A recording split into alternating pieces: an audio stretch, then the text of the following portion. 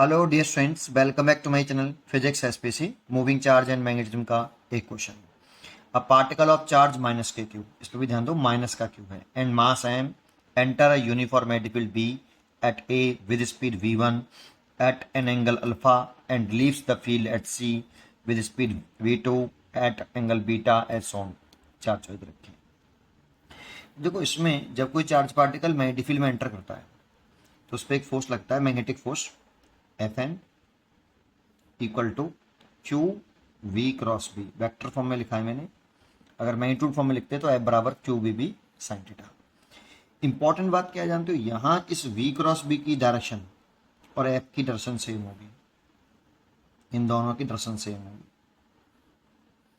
मतलब जो magnetic force लगेगा चार्ज पार्टिकल पर, ये जो मैग्नेटिक फोर्स है वो चार्ज पार्टिकल पर लगता है, ये किस तरह से लगेगा, जो डायरेक्शन वी क्रॉस बी की होगी वही डायरेक्शन एफ एम की होगी, अगर पॉजिटिव है तो। और नेगेटिव है तो उल्टा कर लेते हैं, है ना।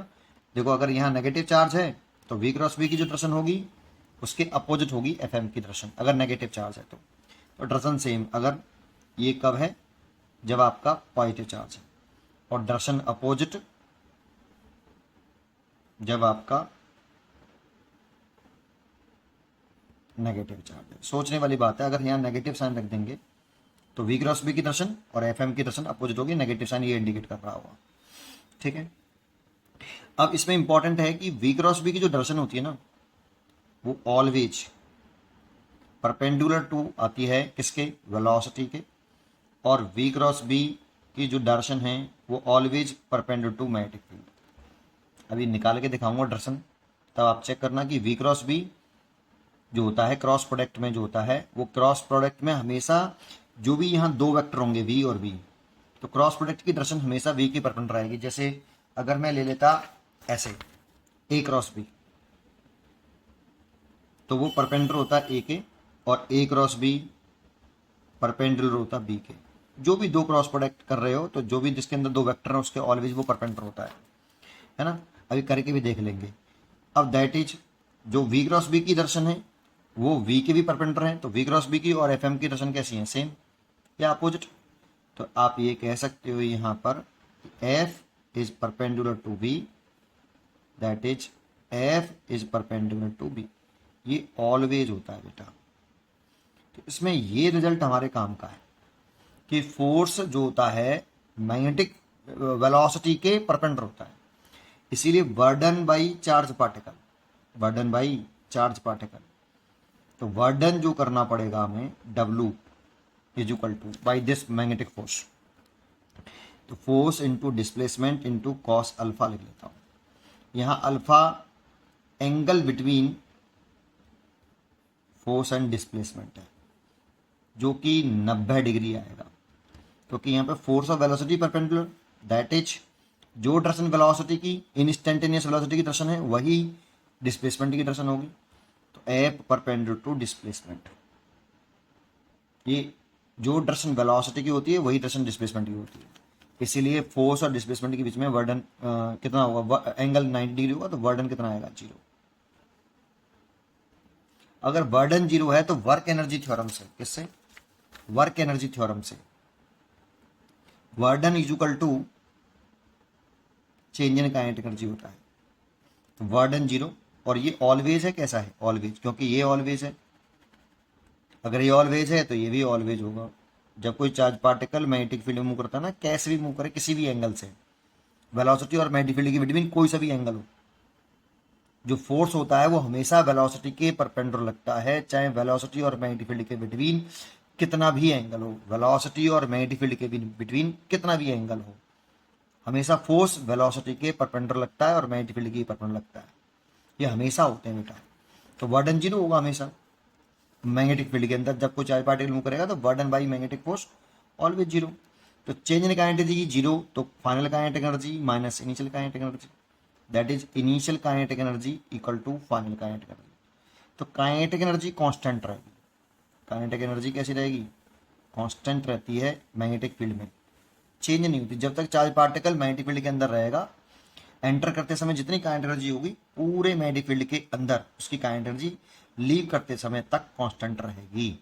और काइनेटिक एनर्जी इक्वल टू होता है हाफ एम वी स्क्वायर, ये कांस्टेंट, तो मास तो कांस्टेंट रहेगा पार्टिकल का, तो स्पीड कांस्टेंट, वेलोसिटी नहीं, स्पीड, स्पीड कांस्टेंट।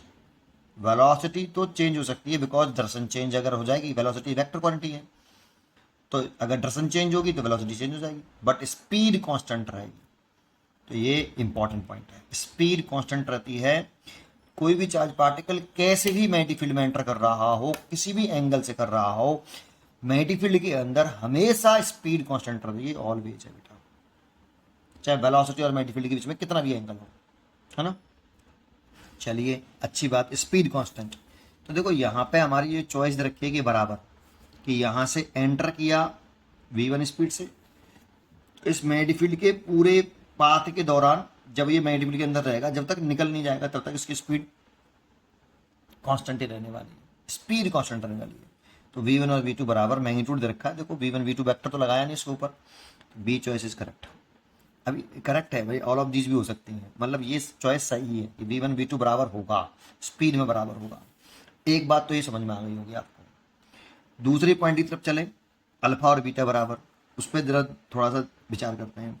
ये तो वेलोसिटी और मैग्नेटिक फील्ड के बिटवीन यहाँ पे एंगल कितना है, इस वेलोसिटी और मैग्नेटिक फील्ड के बिटवीन कितना एंगल है, तो मैग्नेटिक फील्ड तो वर्टिकली डाउनवर्ड है, वो वेलोसिटी ऐसे है, ये तो इस वर्टिकल लाइन से अल्फा बना रहा है बेटा, मैग्नेटिक फील्ड के साथ तो वो 90 डिग्री बना रहा होगा। देखो मैग्नेटिक फील्ड डाउनवर्ड गई और वेलोसिटी ये वाली है, तो मैग्नेटिक फील्ड डाउनवर्ड और वेलोसिटी ये, तो आप एंगल सोचो कितना है, 90 डिग्री। तो वेलोसिटी और मैग्नेटिक फील्ड परपेंडिकुलर है।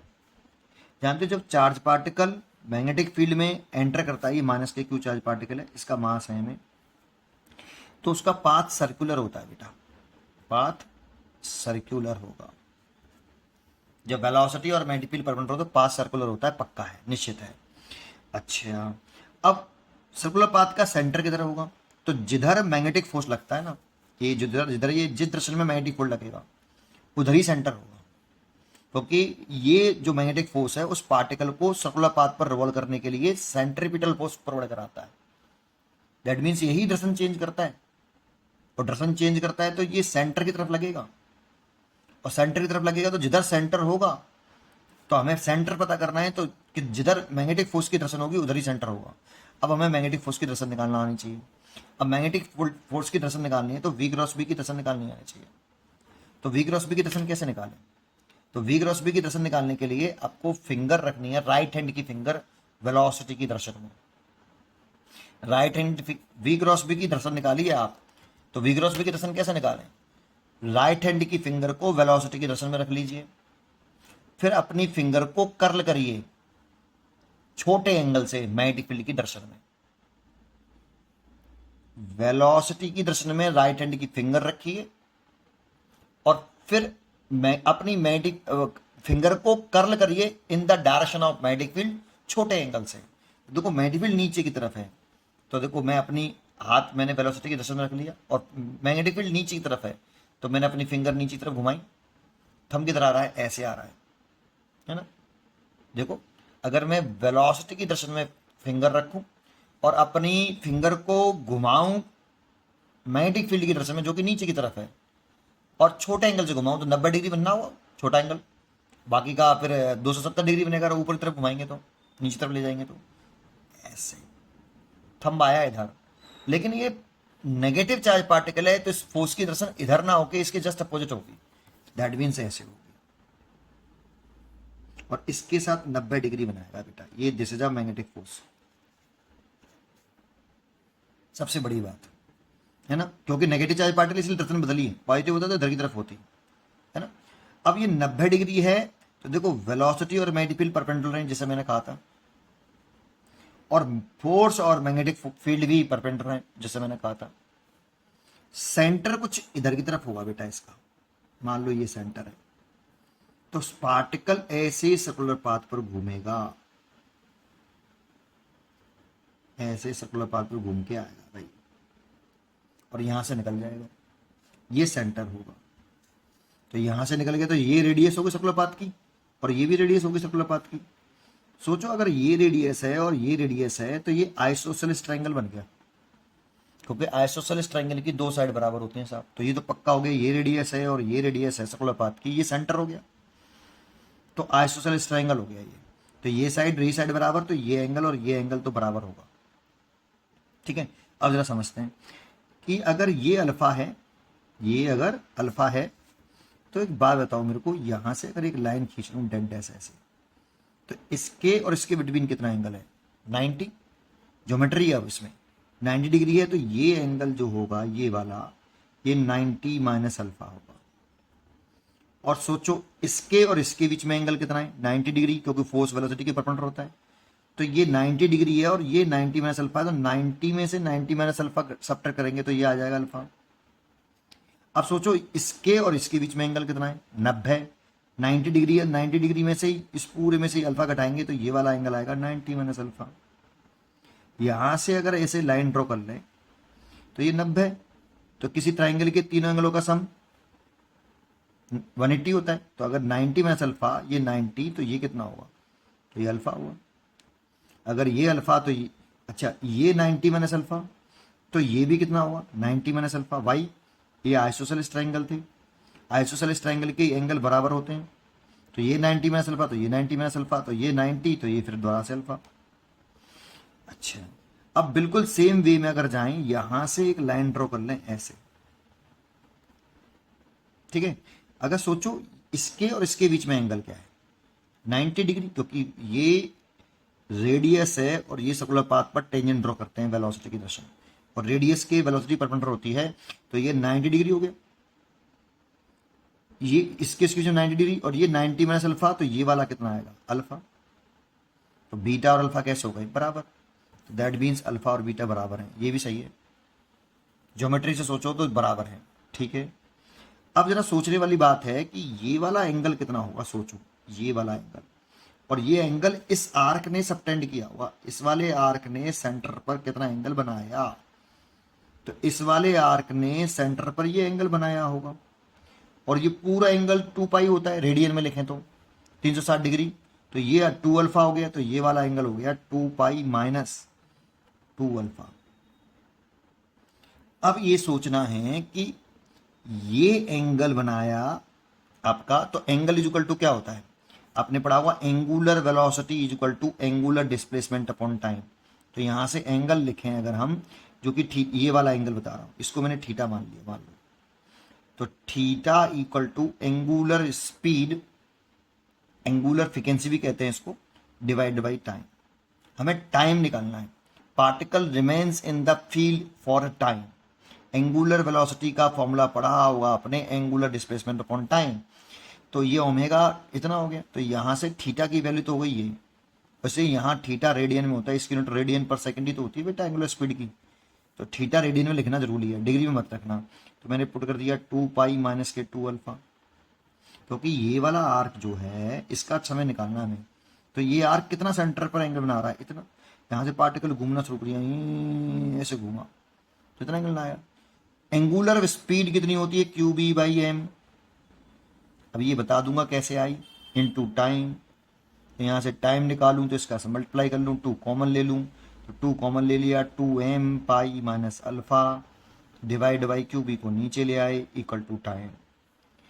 अब बात आती है कि सर ये कैसे?